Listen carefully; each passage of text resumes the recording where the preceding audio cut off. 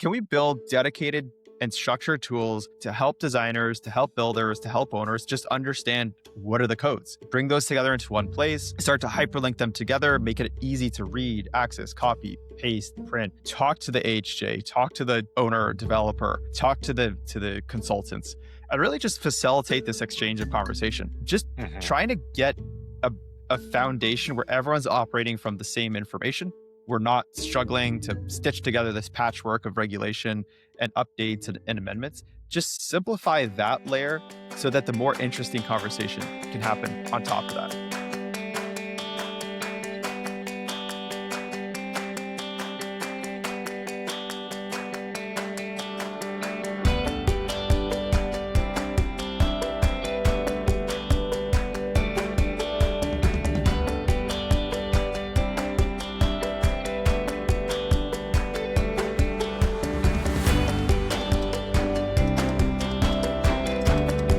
Hey everyone, welcome back to another episode of Activating Curiosity. I am Ryan Ware, and this conversation today, we're going to focus a lot on technology that we haven't had a chance to talk about on the episodes.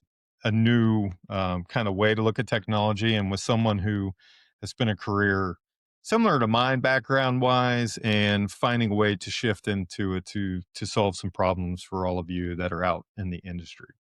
So today I have with me Scott Reynolds. He is the co-founder and CEO of UpCodes.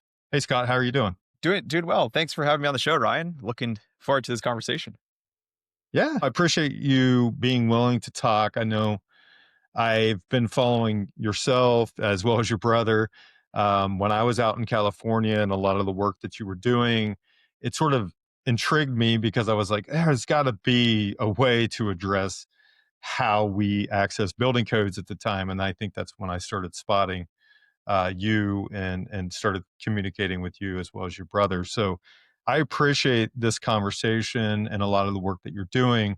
But before we dive into the episode, why don't you tell a little bit about yourself? Yeah, absolutely. So I studied architecture at Syracuse University. I went through the 5-year program there. Pretty quickly went abroad and worked in Hong Kong for a couple of years, worked on international projects, typically like mixed use projects. And then after a couple of years, moved back to the US or working on domestic projects, went to the New York City office. So my background very much comes from the architecture side, from the industry side. And a lot of what we work on today is a reflection of a lot of the kind of inefficiencies and challenges I faced, as an architect, but also all my former colleagues and peers and talking to them and really kind of going through the frustrations of initially of going through code research and applying the code and managing the code through the whole process. So that's my background. That's kind of where we started. The products changed pretty substantially over time, but that's certainly like where we got our roots. Yeah, well, congrats on being in Hong Kong for a little while and coming from New York. The opportunity to kind of work abroad probably opened your eyes in different ways as well. And I'm sure you'll kind of get into that. I know that you talked about a lot of those changes that are going on with the company, but an area to really kind of focus on for the conversation is there's something that you said like, hey, there's inefficiencies in a lot of the ways we're doing some of these things. And you spotted something right off the bat and said, you know what, I need to figure out how to fix this. And you started having conversations with other people about how you might be able to address that. So tell us a little bit about what that initial problem was that you were like, you know what, I think I really need to try to figure this out. Yeah, well, going back to Hong Kong, so it's one of my first jobs, working in architecture firms. And when you're in academia, you're doing so much design work, and you have the kind of these like pure projects that are unconstrained, and you can, no budgets, no like codes, no regulations to follow, and all those things. So it's just totally Right. totally free form. You join your first job, you get into practice, and you realize you really don't know how to put a building together. You don't know the codes, you don't know the regulations, you don't know how to work it to a budget, to a client's brief, to the you work with consultants, work with the government. There's all these challenges. Now, I had done internships in New York, like, and, working on US projects. But my first real full-time job was in Hong Kong. And we were going through these challenges, and a lot of it was the regulation and the codes. The projects were in mainland China. So, obviously the codes are not in English. And I thought that was the biggest hurdle. I thought, you know, we were passing information back to, I was at an Australian firm first. So passing information back to like Sydney and Melbourne design Hmm. teams, dealing with the challenges there. Then when I transferred to a US firm, uh, design team was based in New York City. So transferring back all these regulations there and huge amount of inefficiency. Just to understand like what are the parameters? What are we trying to design to? I kind of attached those difficulties to the fact that the codes were not in English.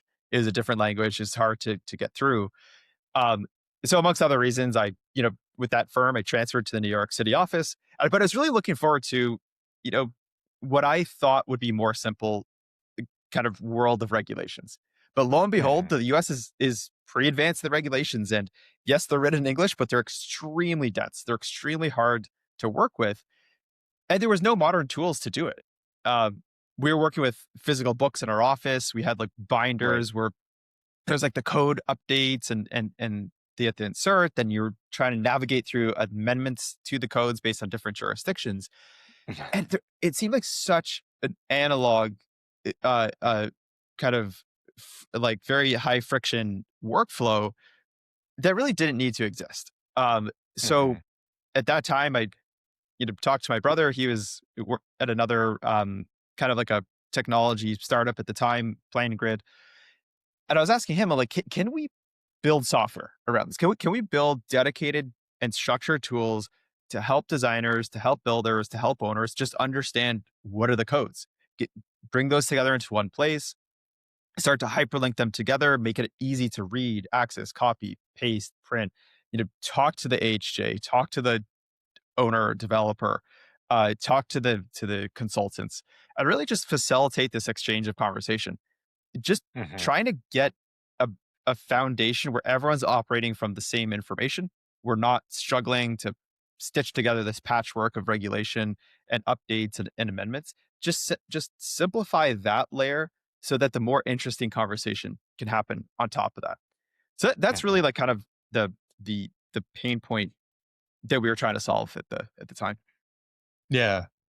Yeah. So it sparked, it sparked this area for you of like, hey, I got to go grab a binder and maybe we only have a couple and I'm trying to find it on somebody's desk.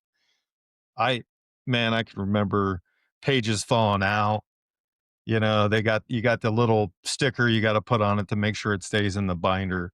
So yeah, it felt inefficient walking around an office being like, well, who has the code book for you to find when it was, that's how we sort of done it. I know today, you can find building codes sort of online, but it, I go back to when I first started and thinking about, building codes. And I started my career in Charlotte, North Carolina. And at that time, they were releasing, I think it was called IBC, International Building Code. It was supposed to stop all of the state codes essentially, right? It was supposed to be this uniform building code, kind of IBC. And then we ended up with every state rewriting their own building code.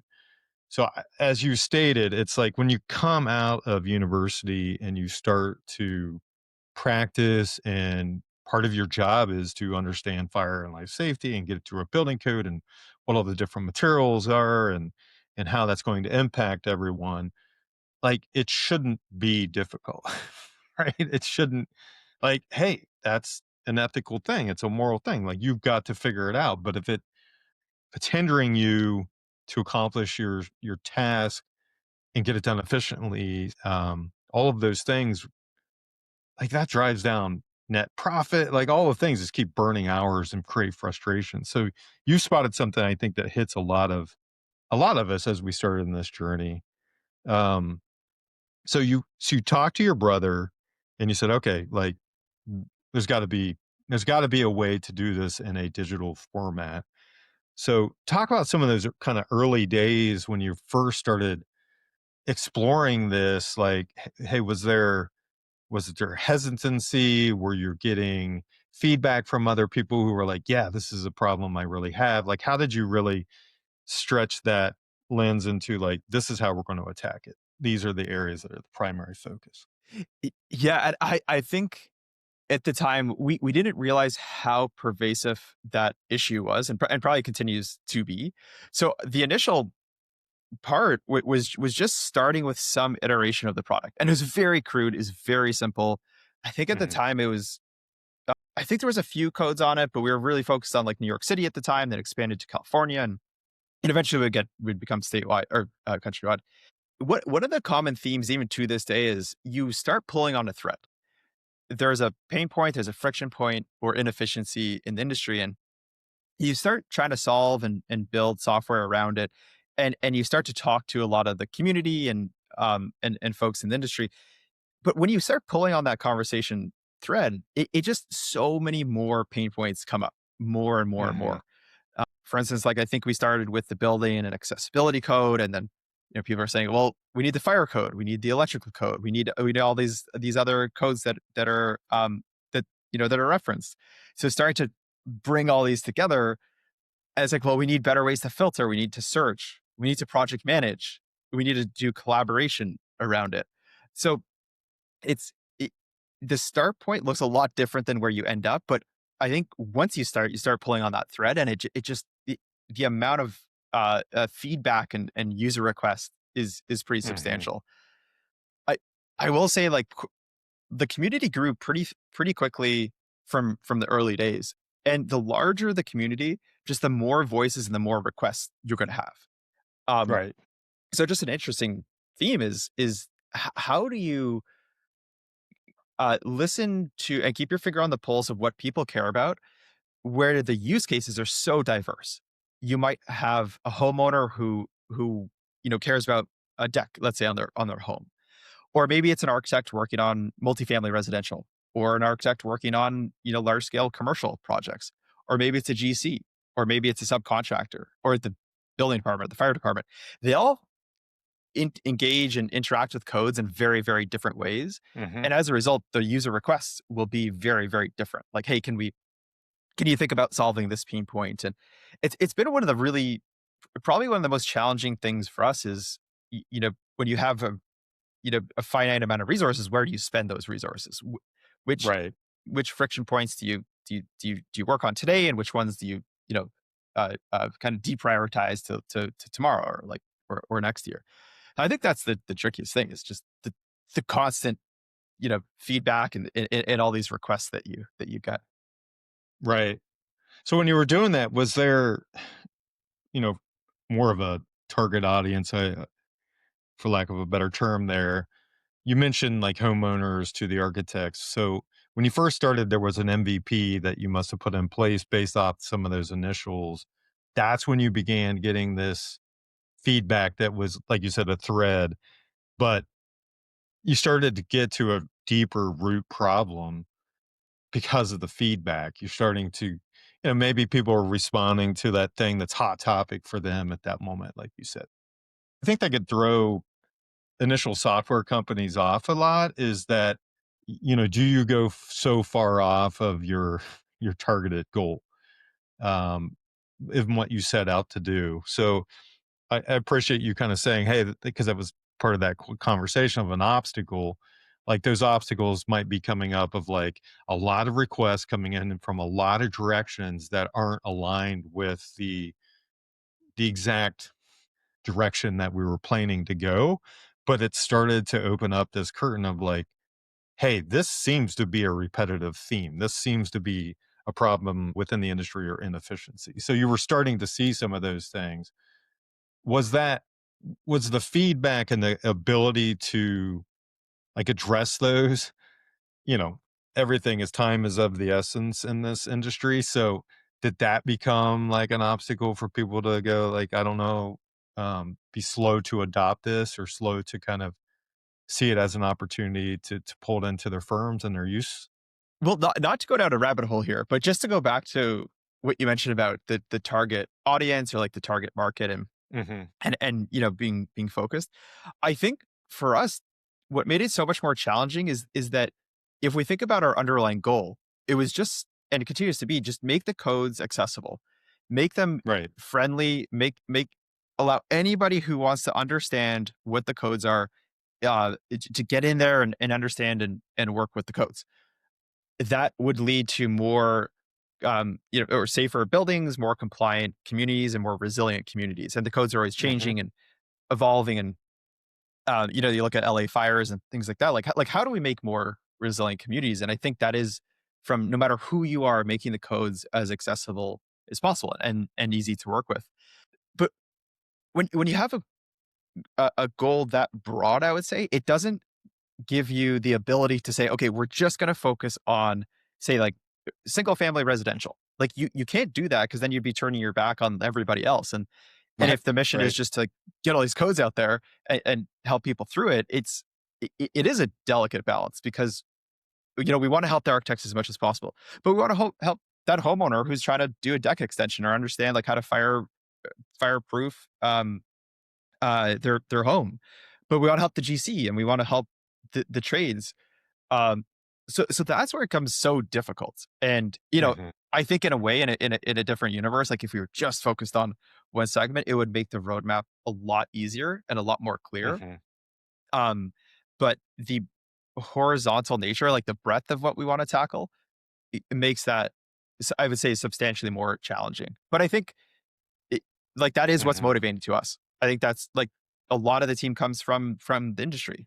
They're former architects, they used to be engineers or working in government departments, in addition to a lot of like, from the technology side. But like that is motivating to the team, just getting the codes out there. But I will say it makes yeah, it does make the job a lot harder. Well, I mean, I appreciate you sharing that because I think that is, yeah, as a business model, right? Like it's figuring that out and trying to pull that into what's the most effective use not only of our time but our funding and what we have, available to us to put this together. But like you said, it's almost not impossible, but very difficult to start to separate them when, you know, yes, there's residential codes and yes, there's building codes, but people sometimes cross different lines and how they practice or build.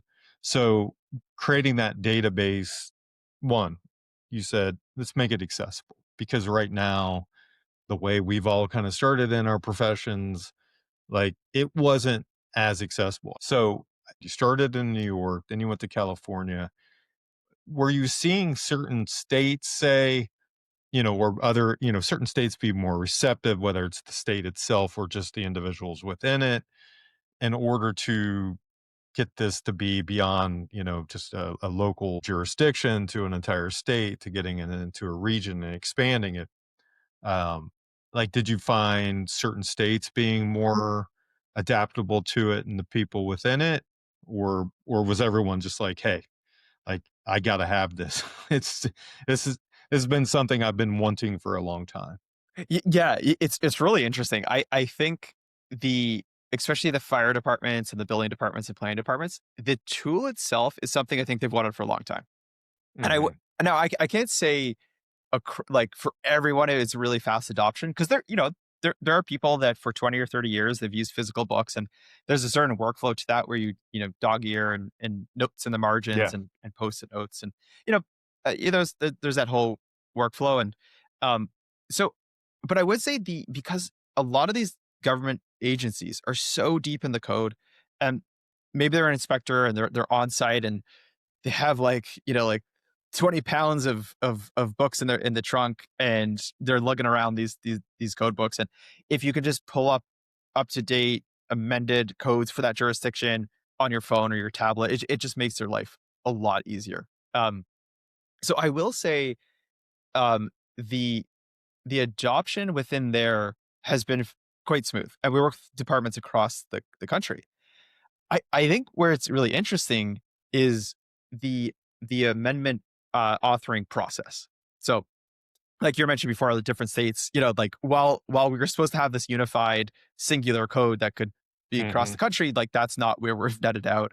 Um, for some time it seemed like that's where we're headed, but states are just creating more and more amendments and modifications to that code. Now that amendment process will actually lend a lot of our QA, QC tools, technology, the team to vet the amendments and send it back to the departments.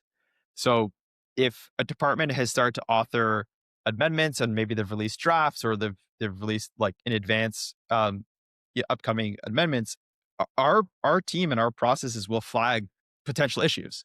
Those could be like grammatical, spelling, numbering, inconsistencies, duplicate sections of code. Like there's a large variety of unfortunately errors. It's a human process. It happens Right. that will Right. come from those agencies, and we'll send back like feedback. We're like, hey, here's kind of take it or leave it, but here's like a list of things you might Right. want to consider. I think the reaction to that's where we see a lot of variability. On one hand, some agencies are fantastic to work with, and we'll send that back, and it's very much like think of it more like a partnership where Hmm. we can lend our resources to help in that process, and they can benefit from that and incorporate that. On the other hand, or the other side of the spectrum, we do see some of the opposite where they're not.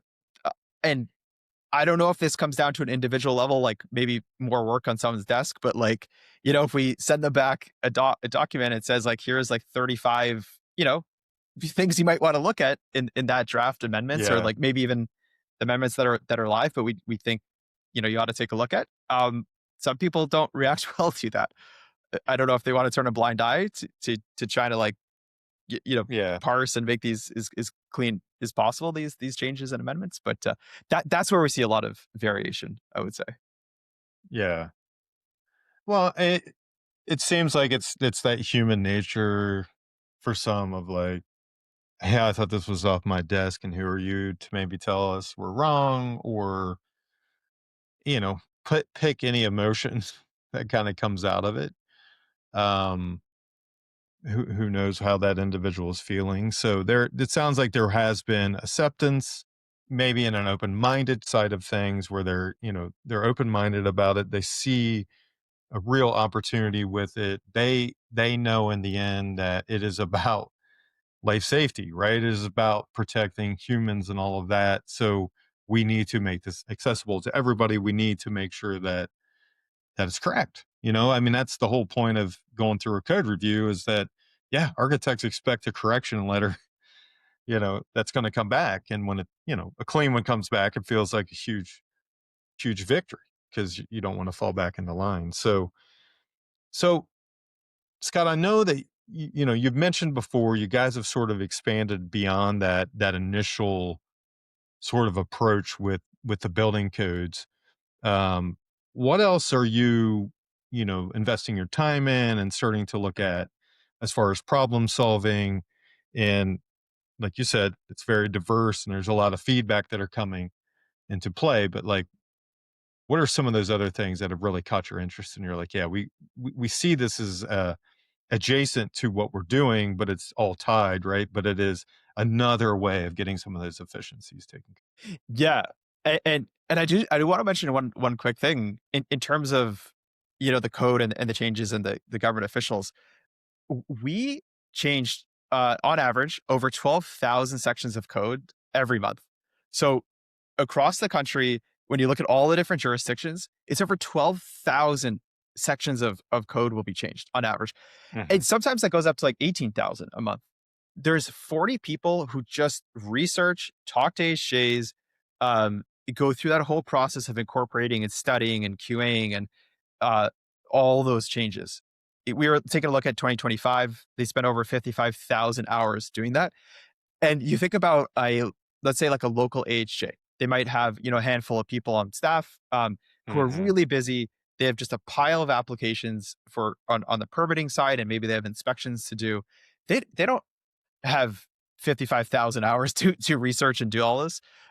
It, it, I think in a way, just having that free and open access, and like we can take a lot of that work on ourselves and then give it out to the community for free. Like they don't have to do that in the department, and Hmm. and then the architect doesn't have to spend all their time researching and cobbling that together. So I just wanted to just touch on that quickly, but to the second part of your comment, where have we expanded?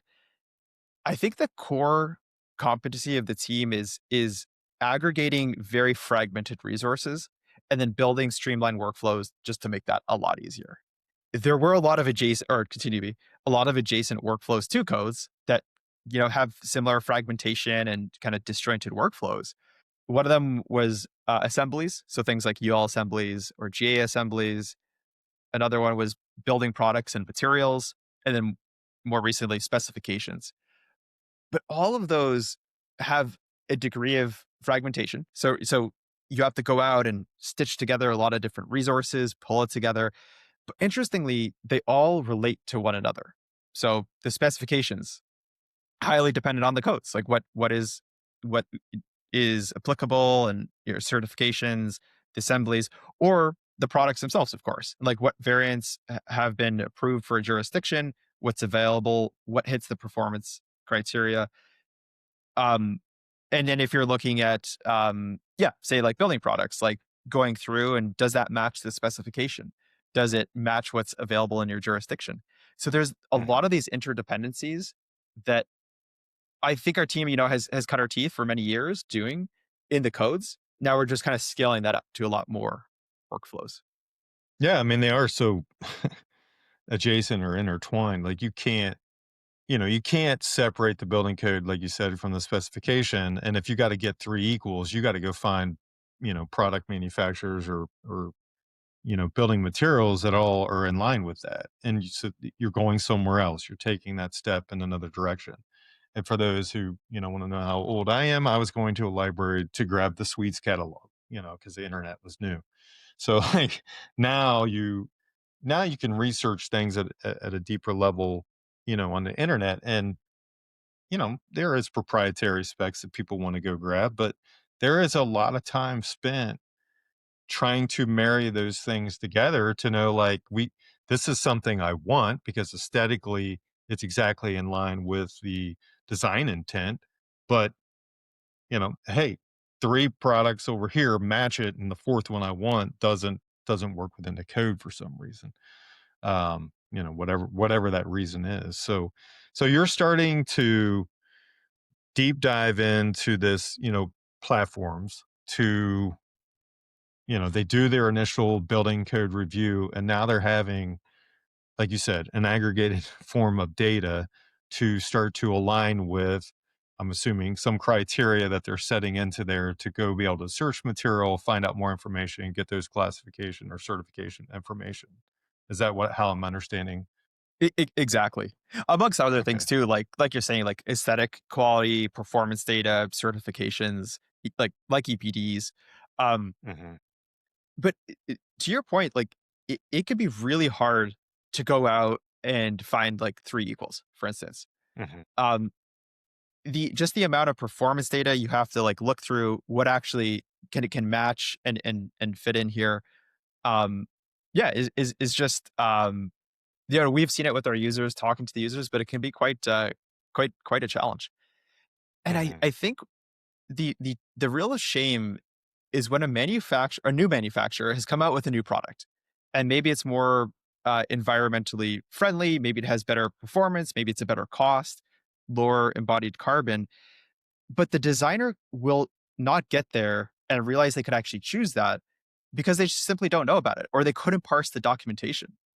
And the community, when we've talked to folks on the site, they've expressed exactly that. They're like, I think this product would have worked, but I just do not have time to spend hours to research through their relatively dense documentation and see if this works. But it seems like it should work, but I don't have the time to do that.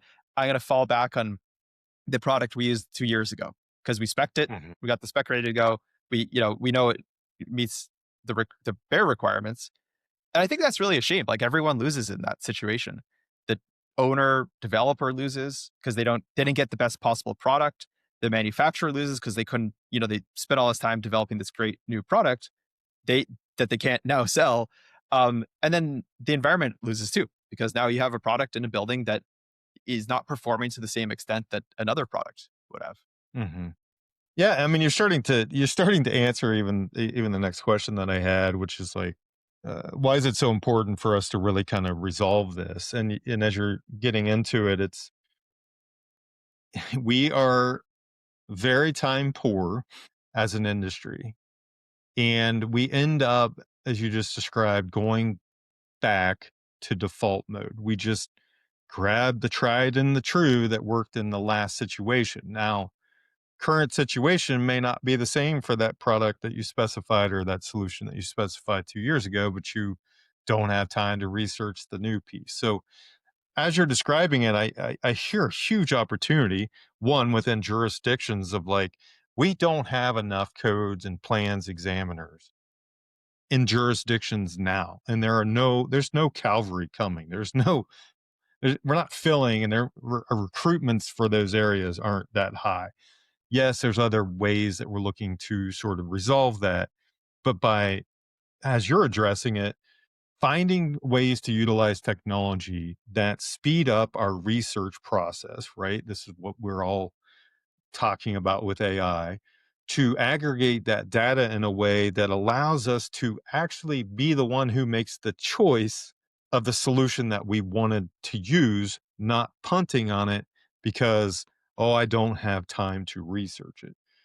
So you're right. Everyone's losing. So to me, I mean, I'm sure this is why you got into it, but like, there's a huge opportunity to solve like what you're doing, solve some of these problems, to give back more time, to design the way we want to without spending a lot of time researching and finding out like, hey, it doesn't work. And I can't really apply it to the project. So, I mean, I'm assuming your answer to this is yes and more, but like from your viewpoint and your team, like what makes this so important to solve for the industry? Yeah, and I really like your point about the cavalry is not coming, and it's so true. The plan reviewers and government and agencies are short staffed, and there's no plan to double their staff. Like that's not coming in the next couple of years or foreseeable future. And then on a similar way in architecture, we're time constrained, like you said, and we like right now there could be a lot more work, like a lot more projects would benefit from architects looking at them. And I think the kind of the resource scarcity, whether it's like money or time, can push people to not giving architects a chance to make the best possible products, or even consider that project. Like maybe Hmm. maybe it goes to like a builder that is doing cookie cutter developments, and it would very little, I say, design aesthetic but also performance research coming from the architect. Like we are resource constrained. We need way more the uh I would say way more architecture, but if you know what I mean, like buildings need to be considered by architects to a far greater extent than they are today, because architects do a very, very uh, beneficial good for the building itself, but also the community, and then also the climate. But I think to your point, like we often don't have the choice. Like we just don't have the time to figure out what are the three best choices, and then to me do the most interesting thing, which is decide amongst the three and apply that to the Right. project and balance out all those factors. But I do think AI can really, or can help get us, can help push. I don't know if it's like the magic bullet necessarily, but it can certainly help in terms of like aggregating that Right. data, queuing up those decisions for you, and doing a lot of that busy legwork that you just don't have time for. And like, Hmm. and that's exactly what we're building towards. Can we queue up those three options to you? It give you an analysis, say like, here's the highlights. Here's the couple of reasons, the pros, the cons of each one, and kind of good luck. But at least a lot of that work is done, and like, here you go. Like we queued it up for you, um, and now you at least you get to make that decision, which I think is the most Yeah. interesting part of the job. Yeah. I mean, that's why I wanted to be an architect, right? It was to make the choices and get the design intent the way I wanted. And it was not to pass on something because I don't have time because everyone's rushing me through the design. And my personal opinion is like, we're not looking at how we're building things, you know, from a methodology standpoint, sometimes that is also limiting the way that we get to select some of the solutions that we want to match our design intent. And we just give up on those things. And I always say, like, well, then who's making the choice, right? Like, if we want to make the choice as humans, then who's making it if we're just going to allow our poor time industry to just be like, well, I'm just going to pass on it because I don't. And AI isn't a silver bullet or magic bullet, like you said.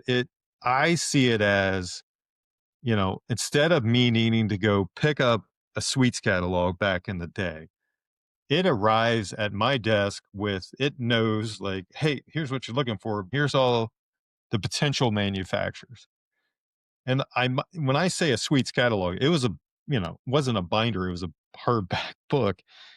And if a company, like you said, came out with a new solution, it was not showing up into that catalog unless we bought new catalogs. So the opportunity, Suites has online. I think there's forspecs.com, but not every manufacturer like ends up in the right bucket, and it's not really telling you what you need from a building code standpoint. There's still more research, and there's a lot of work that has to go into that. So I do see this as a huge potential, Scott, of what you're talking about is like getting things to people's fingertips to make the choice that they want to make, to give them back that freedom of that choice, opposed to the choice of like, well, I'll just stay in default mode. We'll just repeat the last thing, and that comes with the warning sign too. And I know we could be a simple product or something that's in a building, but sometimes like, I'm not saying this happens, but if we just let things go, situations change and they're not exactly the same as that last project. And you could be wrong. Like it could be the wrong answer, not just aesthetically, just other factors within the design that aren't allowing you to align that. I know I'm saying a lot there, but you kind of sparked something in me. Like I see this opportunity to give people back precious time to do what they wanted to do when they came in this industry. Like to not, you know, sit and give up on things, to be able to go design the way they want to go design and find those solutions and explore. So, yeah, I guess the question would be is like, then what, like if this isn't solved, right? If this isn't resolved, you know, the cavalry's not coming inside the architecture industry. It's not coming into construction either. Like, how do you see us continuing to be able to get housing out faster, more infrastructure done quickly if some of the things that you're thinking about as a team don't get to people's fingertips and in front of them for decision making faster? Like what happens, if we just continue to struggle to accept that? It's, so I think the best case scenario is you chose the wrong product and maybe the client overpaid or it's not as performative and they're going to lose, Right. money on whether it's like heating the house or the climate lost. Worst case scenario is you're dealing with a bunch of RFIs because you chose the wrong product and or maybe a product that's discontinued or that variant is not available. And now you're just Hmm. the costs associated and kind of headache, the costs associated with all of those RFIs. I think that's the downstream implication. Going back to the point about the book, the Suites catalog, while that might have been a really, really big book, I'm sure it did not capture all the possible products out No, there. And no. our product library, I can't say it's like on every product in there. Like that is our ambition. We want to get there eventually.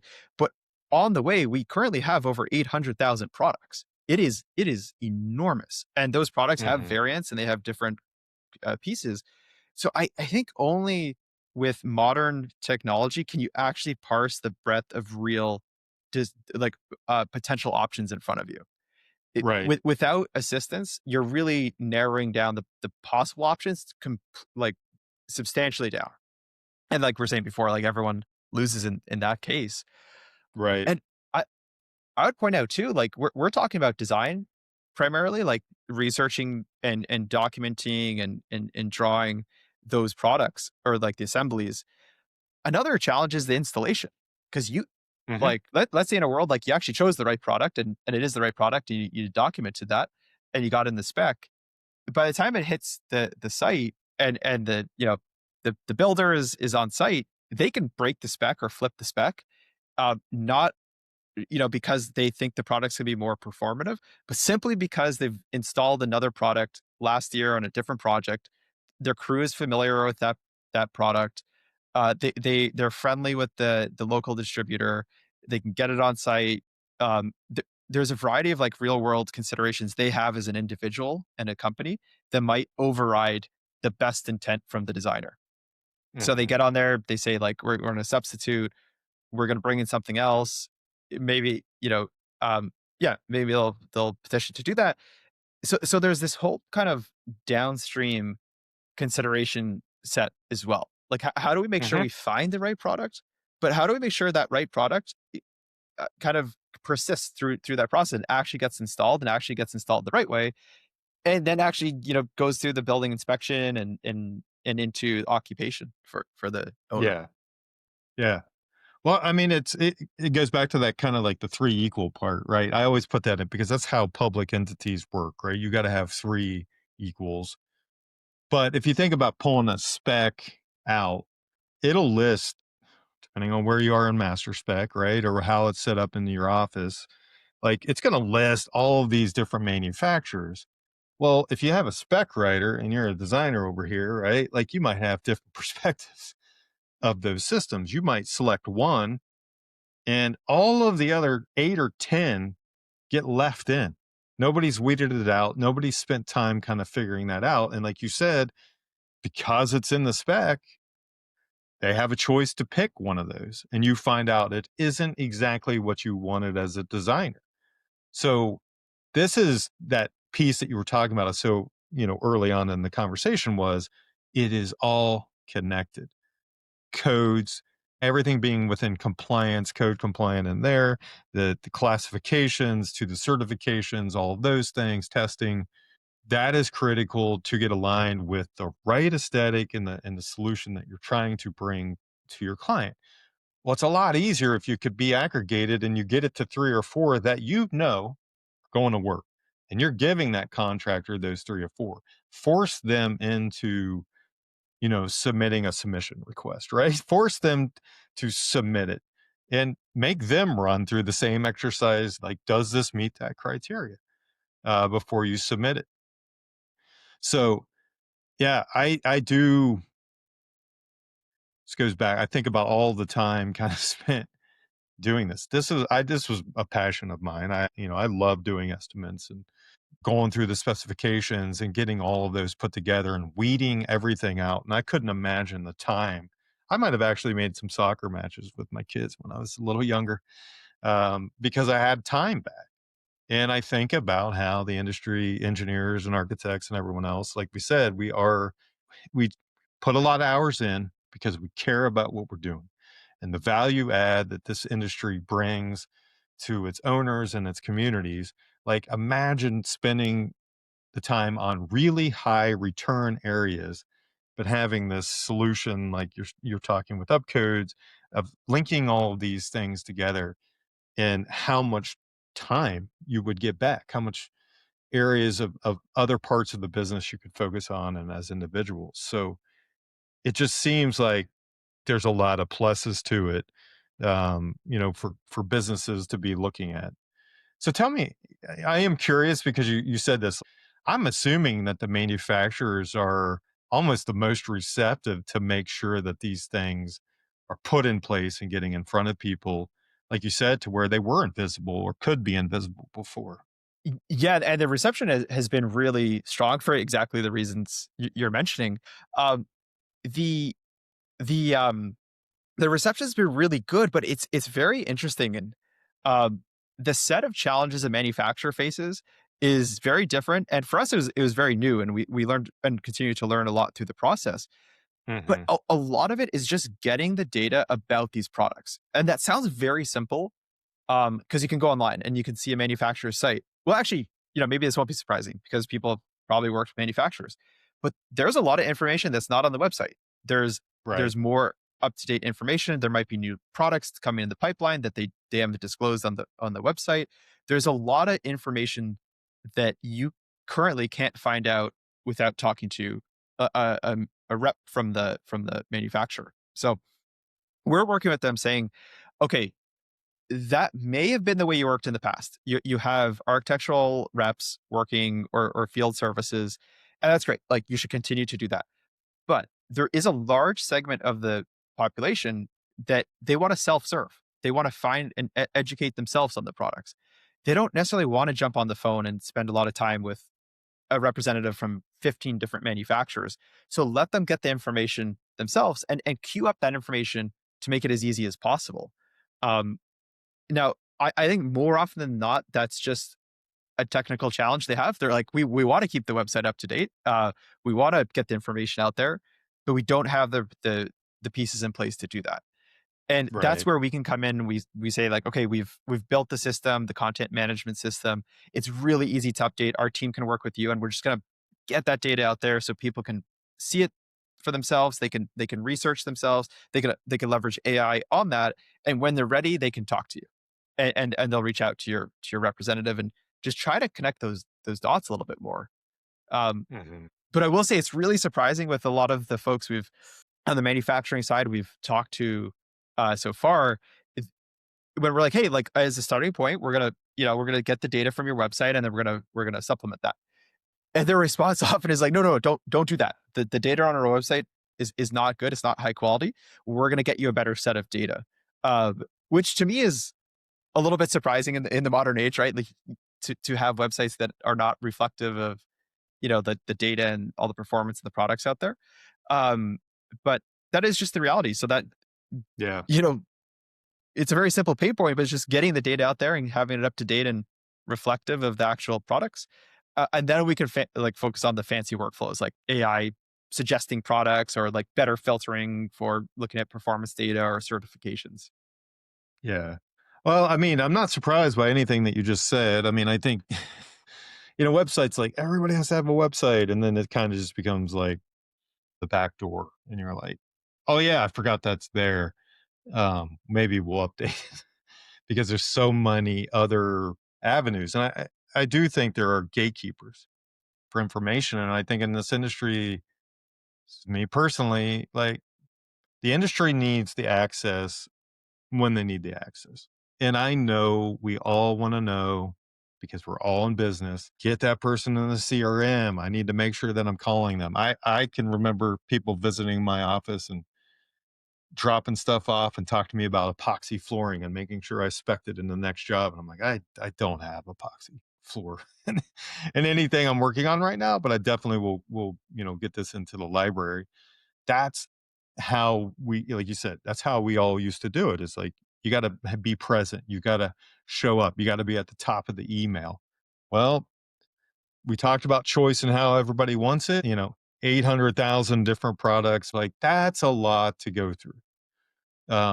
So the manufacturers seeing this as an opportunity to not just for you, from your perspective, but I think in general is like you want to be top of mind, have easily accessible information that an architect and an engineer and a contractor can review, understand what it is, what your solutions are, and how to get it specified. So the quicker somebody can get access and say, that was easy to use, it was easy to find, and it was easy to get it into the solution, the more likely someone is going to use it. If it's a simple thing that gets overcomplicated, people become frustrated. If it's overcomplicated and you try to make it way too simple, they're going to be frustrated. So manufacturers finding that balance of getting that information from a code review, but from a specification and an estimate and a pricing. And I get it. Like you can't just put the price on the website, but there has to be in 2025 a possible different approach than the way it was in 2000, and how we look at, building manufacturers and building materials. I'm glad you shared it because, building a building material is also different than methodology or a method of construction.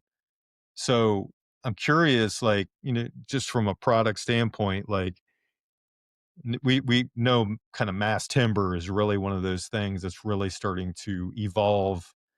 Codes are starting to change. We can start to build taller. People have more curiosity towards it. Modular is a whole nother thing. or prefab and prefab systems, right? So you're getting into to special construction, specification section, and codes are starting to shift. Like, how are you, as delivery models change and methods of construction and beyond the building manufacturers, like how are you exploring some of those things, or how do you see that kind of impacting your business? Yeah, and it's sorry to keep going back, but I do want to mention one thing because it's such a good point. The accessing the information from the manufacturer at the right time is so critical. Like Hmm. th- lunch and learns and CUs are very popular. Conferences are very, very popular, but it's a random moment in the calendar when they might stop at your office or you might go to the conference. But the reality of putting these things together and making the decisions, it looks completely different. Like this is not in a perfect lab in perfect conditions. This might be Friday night. It's 9 p.m. I'm putting together a drawing set, or maybe I'm reviewing specifications. I'm not looking to pick up the phone and have a long conversation if you're even a rep is even available at a manufacturer. I kind of Right. just want to I kind of just want to go home and get this drawing set out to the client. Um, I, I am going to choose easy mode. I am going to choose whatever has the least friction, you know, to complete that set, or to a decent level.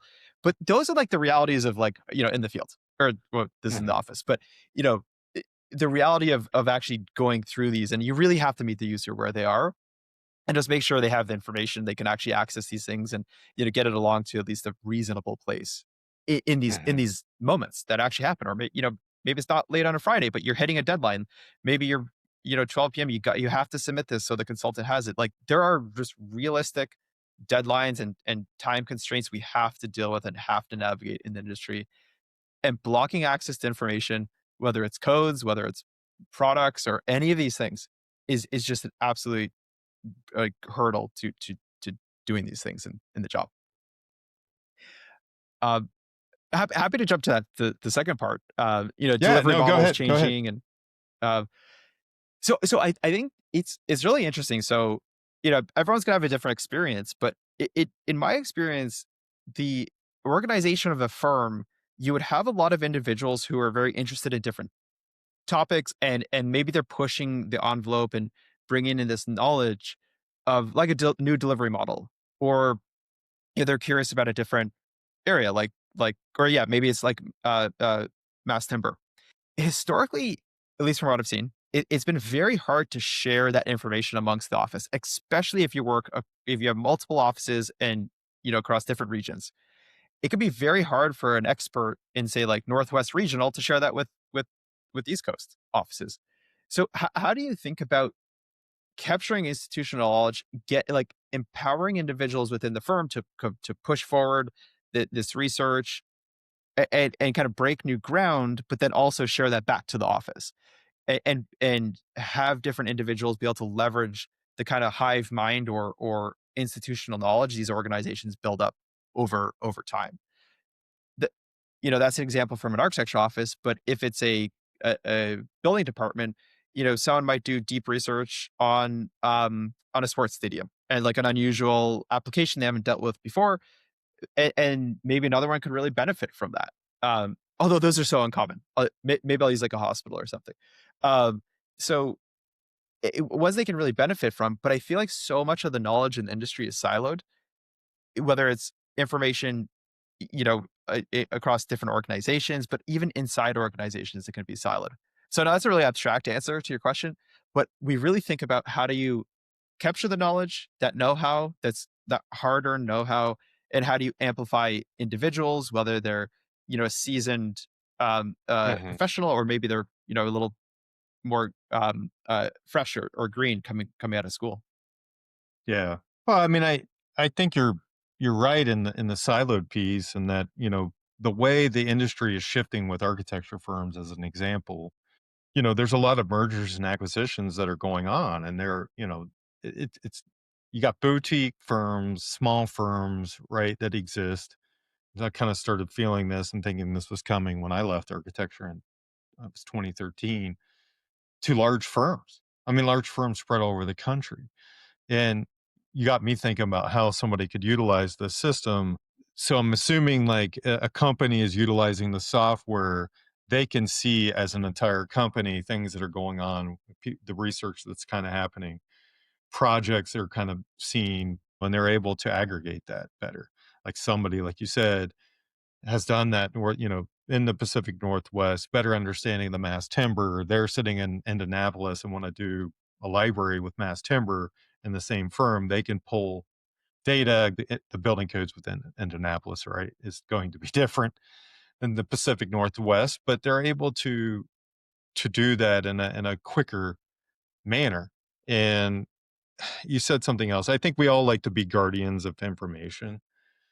We see it as, I won't call it like we hold on to it like we want to remain relevant, but like there's a sense of pride. Like, I own this, I did the work, therefore I don't want to share it. I'm not saying there's 100% of that going on, but there is a tendency to, whether it's happening because you're making it happen, or you've already got on to the next job, and there's no way to share it, there's no platform or way to share it because you're like you said, it's Friday night, getting the deadline out on Saturday, you're on to that next project, and things are just moving, and there's no way of knowing within an office whether somebody's actually done this before. So other ways to be able to share information that people are curious about, that want to learn more without having to go sit through a CEU or go walk across an expo floor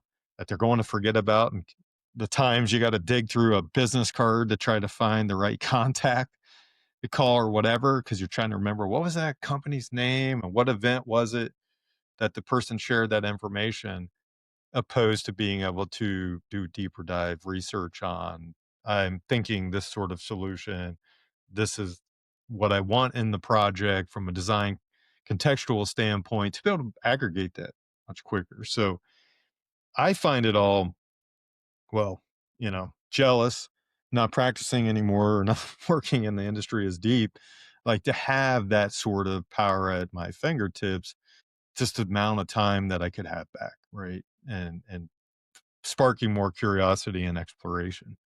Yeah, and that kind of cues up a whole other topic that we think about quite a lot, which is what does it mean for a services based industry to move into the AI era?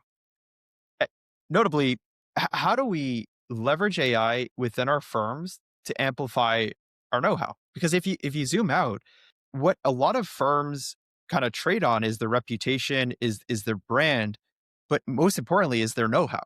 Like we've done this for 50 years. We've built stadiums before, we've built hospitals before, or we have a great track record with multifamily residential development. And they're trading on that know-how. So how do you combine the know-how or the track record and the brand with AI as we kind of navigate into this Mhm, AI era? And the way we think about it is kind of training, or I don't know if I'd say training, but like equipping an AI that's unique to your firm, that has access to the projects. You've documented your decisions, you've documented your research. It's private, it stays within your walls, but amplifies every individual. So if mhm, someone's going to a new project, they get a brief. They can query the AI system, and it's going to reference historical projects the firm's worked on, ongoing projects, different discussion points, and all of a sudden you have an AI that's more equipped with those decades of know-how from your firm, and you continue to like develop that as you do more research, and it gets stronger and stronger. And now you're breaking down the walls, so like maybe a little bit more junior or mid-level person can actually answer relatively hard questions because they're kind of combining a lot of other people's knowledge from that firm and like what they've contributed mhm. to this firm's this, know-how. Yeah, I mean, I think that is so needed. To one, like you said, it's protected, it's within their walls, it's information there that, hey, all of your years of experience, you are now able to share it more quickly. Um, we want it at people's fingertips, because I think the industry, it can't be as curious as I want it to be, me personally, because of the constraints on time, because of the current, labor force that we have in all aspects of the industry and our businesses. Like, there's just not time to do the important things, the reasons we all got into it. And if we didn't, then we're neglecting something else, right? Something else is getting neglected because it's just how time works.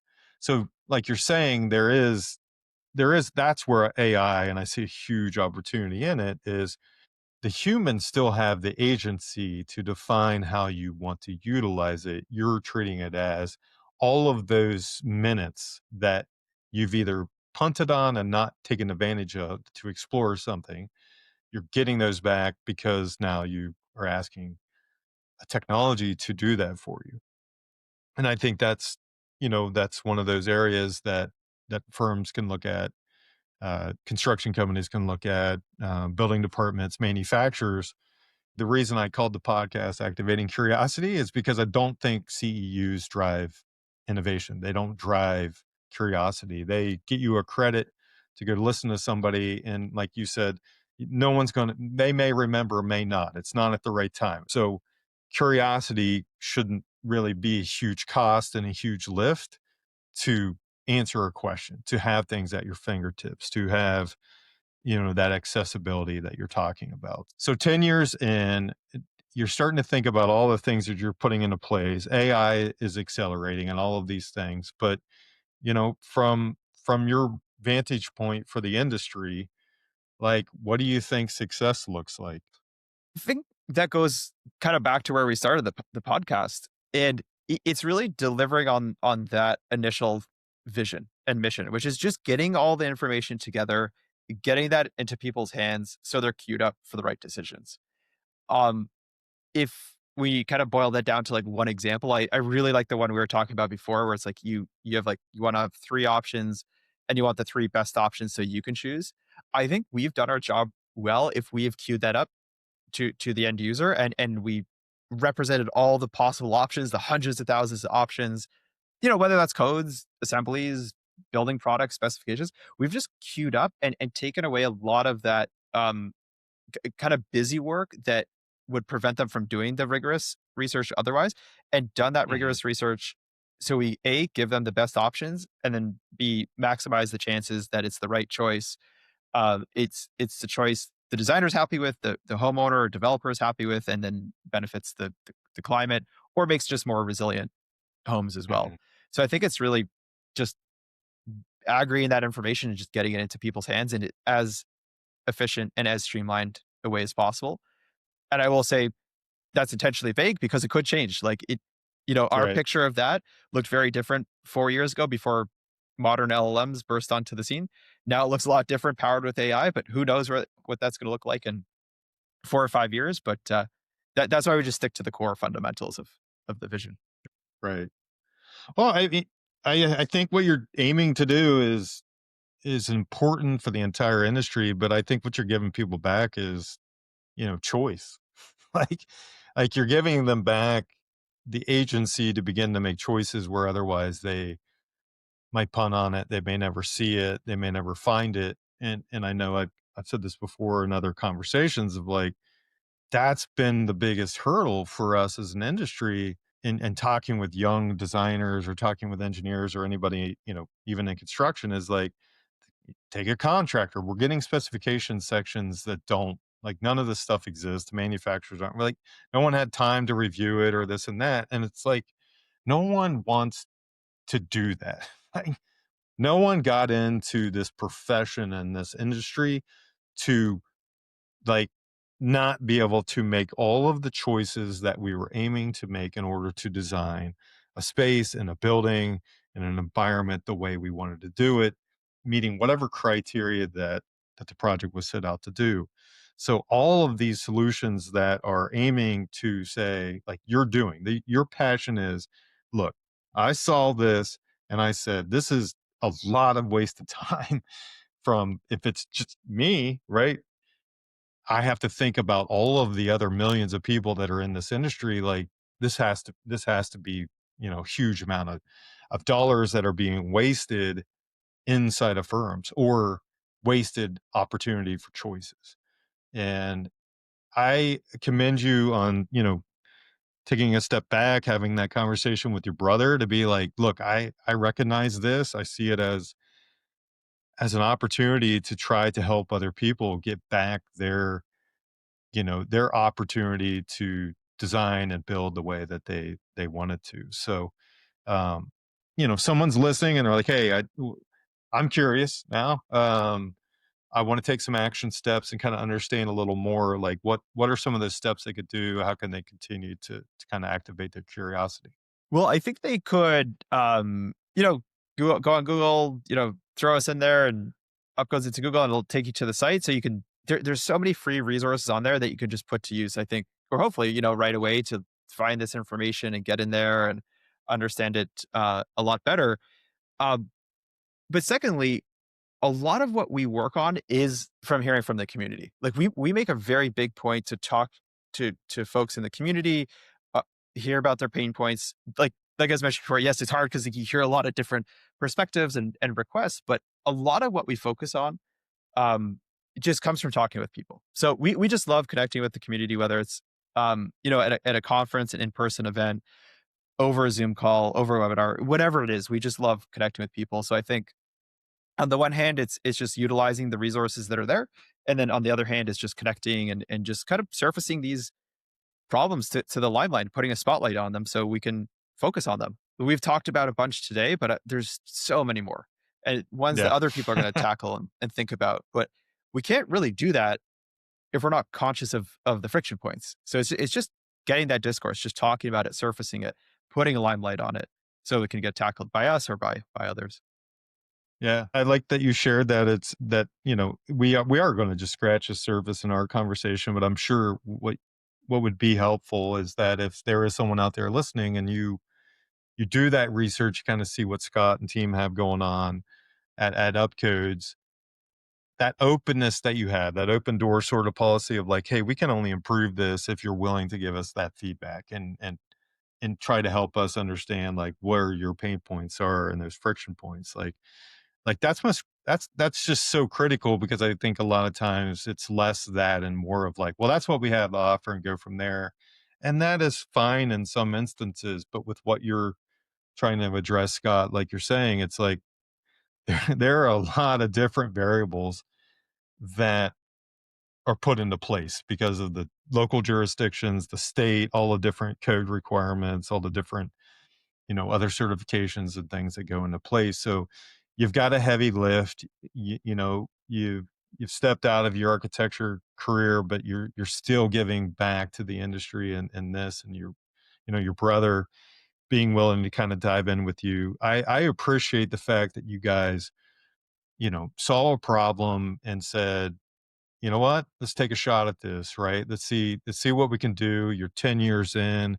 I was excited to see the product side, the building manufacturers and everything kind of evolving in your AI direction that you were heading since I've been following you. And so I appreciate all that you're doing, Scott. I am so grateful that you were willing to be a guest on the podcast. And we want to spark more curiosity. And I will share all of your information, all your links, so that if the listeners want to reach out and kind of understand a little bit more that they're able to. So thanks, Scott. Thanks for being on Activating Curiosity.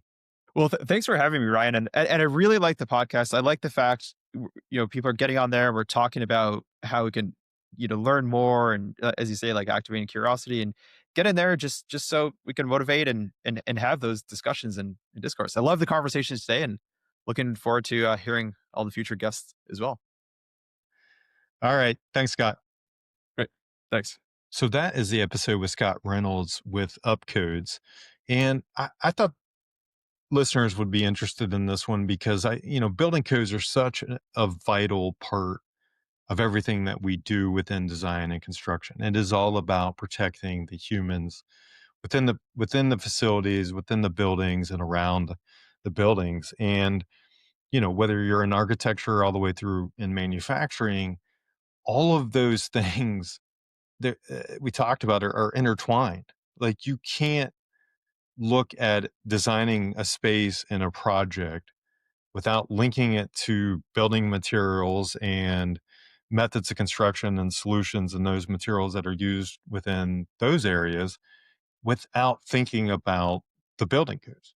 And there hasn't been this moment where someone has aimed to stitch them together, to find a way to get an access point where you could go through deeper dive of discovery and research, providing you with information at your fingertips based off that criteria that you're setting.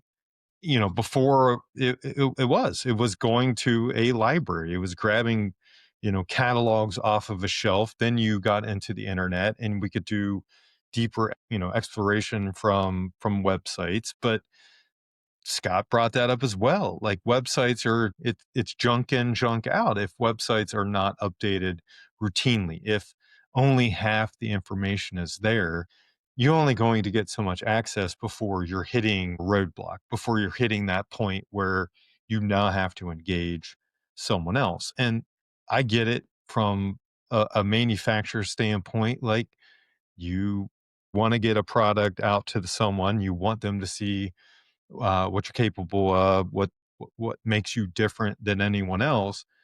Like, all of that is fair, but I don't think it's a this or that situation. I think it is still possible to provide an avenue for people to get to a quicker solution or decision making process without giving up that choice. Like Scott was saying, giving up the choice to just not go grab that last spec and put it in because you don't have time.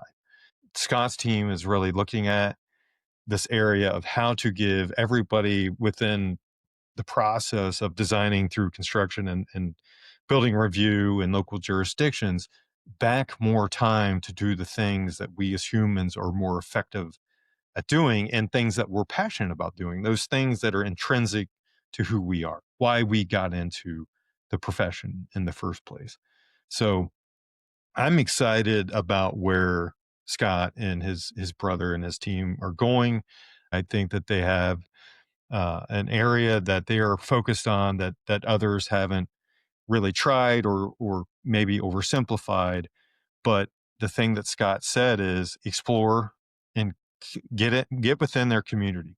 If you're in their community and you can share information and you can share your experiences and you can ask more questions and piquing their curiosity as well as your own, then I think that we can continue to find ways to get to the solutions, and without punting on them, without giving them up and giving up our agency around choice, because we just don't have time. So until next time, I hope you stay well. I hope you continue to look at those areas within your life that you said, hey, I find this to be repetitive or a problem that I would really like to solve. And I hope that you are able to continue to activate your curiosity as well as activating curiosity within others.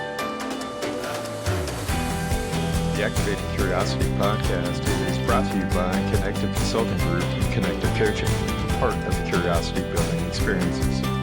If you enjoyed today's episode, don't forget to subscribe so you'll never miss a conversation.